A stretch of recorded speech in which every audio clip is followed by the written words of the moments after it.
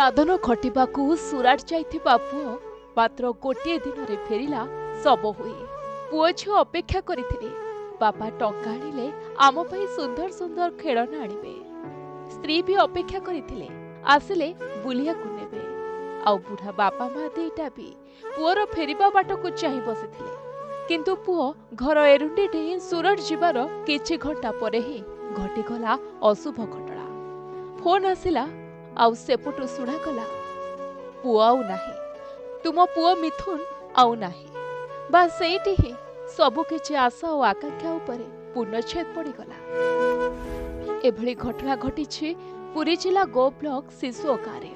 पुओ दादन खटिबाकू जाई विद्युत आघात प्राण हराइछन्ति। किंतु घर बाहरिबा परे ट्रेन भितरे झरका पाखरे गोटे छोटिया भिडियो करिथिले मिथुन, जहा एबे परिवार लोकंको पाई अमूल्य संपद होई जाइछि। मात्र 35 वर्ष बयस रे बापा माँ छोटिया दुईटी पिला स्त्री को छाड़ी अभेरा राज्य को चली जाइछन्ति मिथुन। गांदाट कांद बोपाली रे फाटी पड़ुछि। गार पुओ मिथुन बारिक सुराट जिबार गोटे दिन पुरीने, किंतु गां दांडरू सुना गलाणी मिथुन भाई अमर रहे। अमर है, अमर है, अमर है, अमर है,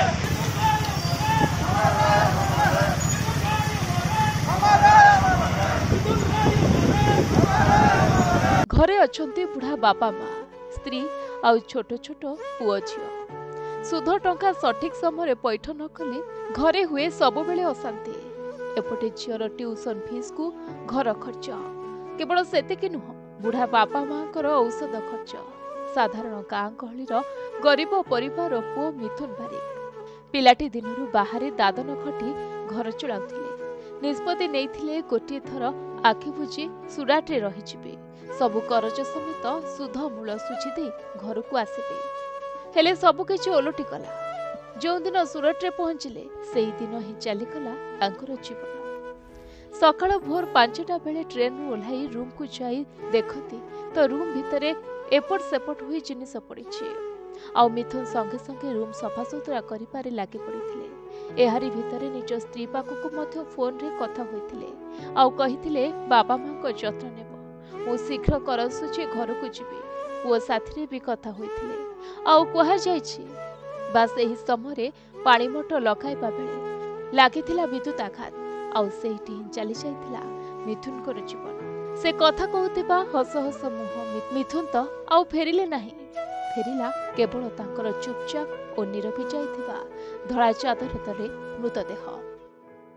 किछि भी बुझी पारु नाहंती परिवार लोके हठात ए सब कोन होई कला। कुनी कुनी पिला विश्वास भी करि पारु नाहंती बापा और नाहंती बोली। एपटे मां कहउछंती मो पुओ कहिछि आउ पाटितुंड करनी मो दुआरे। मो पुओ सुरत जाइछि, एथर सबु सुधमूल सुझी देबो। एई पदिए कथा सुनी समस्तक आखिरे लुह।